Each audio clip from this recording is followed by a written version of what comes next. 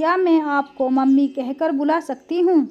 दीपाली की गर्भावस्था में उसके ससुराल वाले सभी लोग उसका पूरा पूरा ख्याल रख रहे थे।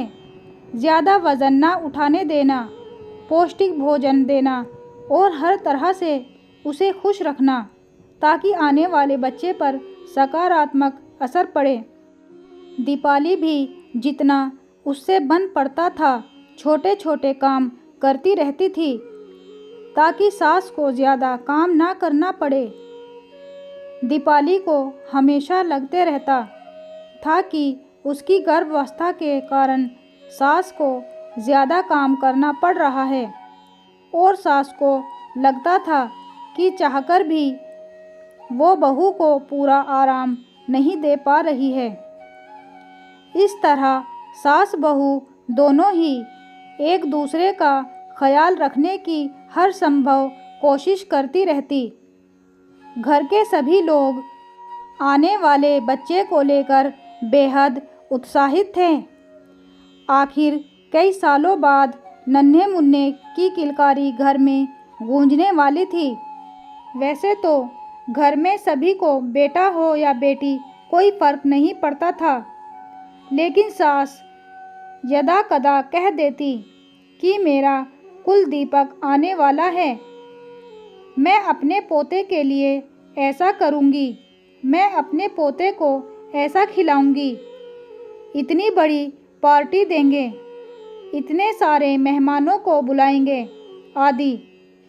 यह सब सुनकर दीपाली भी मन ही मन ईश्वर से प्रार्थना करती कि हे ईश्वर, मुझे बेटा ही देना ताकि मम्मी जी की मनोकामना पूरी हो।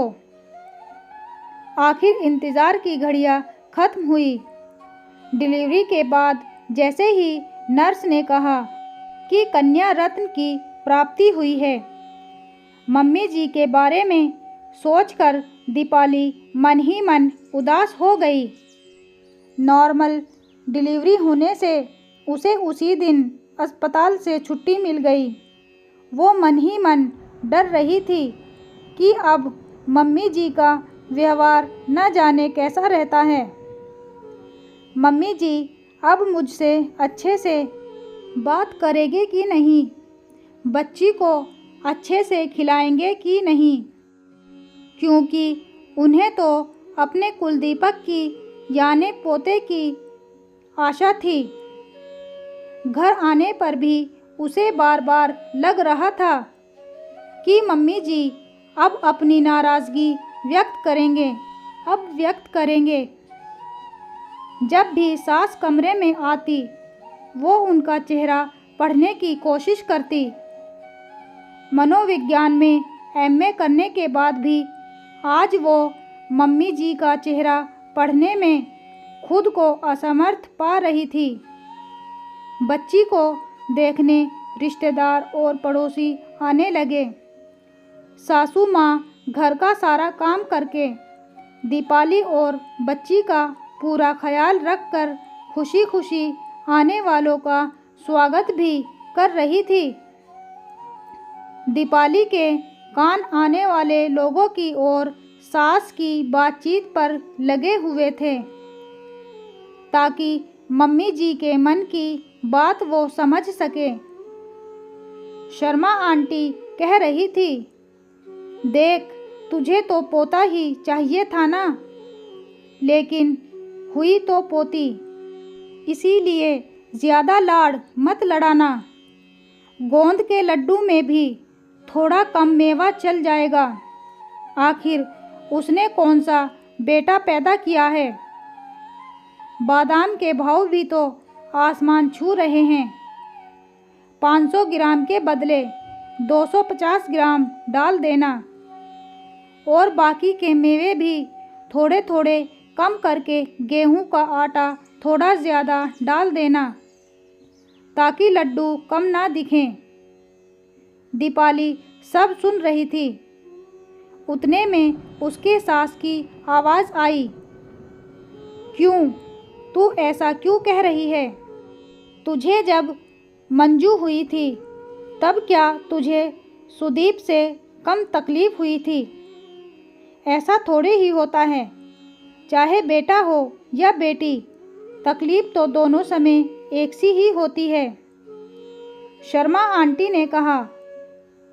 सास की आवाज़ आई, जब दोनों समय तकलीफ एक जैसी ही होती है तो बेटी होने पर लड्डू में मेवा कम क्यों डाला जाए?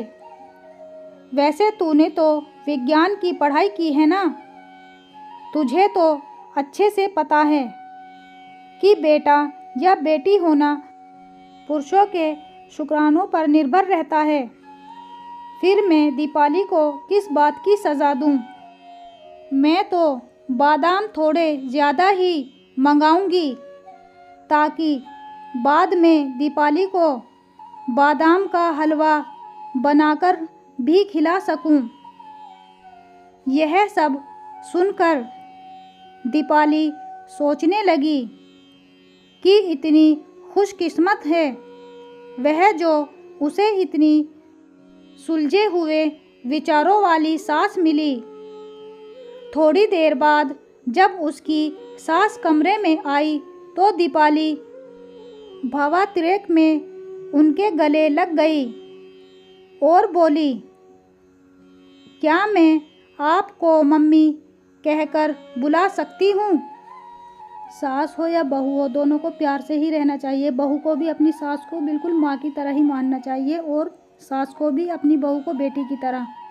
जिस घर में सास बहू एक दूसरे से प्यार से रहेंगी तो घर में बिल्कुल भी लड़ाई झगड़े नहीं होंगे। चाहे बेटा हो या बेटी हो, ये सब ऊपर वाले के हाथ में ही होता है, इंसानों के हाथ में नहीं होता है कि बेटा या बेटी में से हमें बेटा ही चाहिए। आशा करती हूँ आज की ये कहानी आपको ज़रूर पसंद आई होगी। अगर पसंद आई तो प्लीज़ हमें कमेंट करके ज़रूर बताएं और हमारे चैनल को लाइक, शेयर एंड सब्सक्राइब भी ज़रूर कर दें और बेल आइकन को भी दबा दें ताकि आने वाली वीडियोज़ आप तक पहुँच रहे। तब तक के लिए बाय बाय।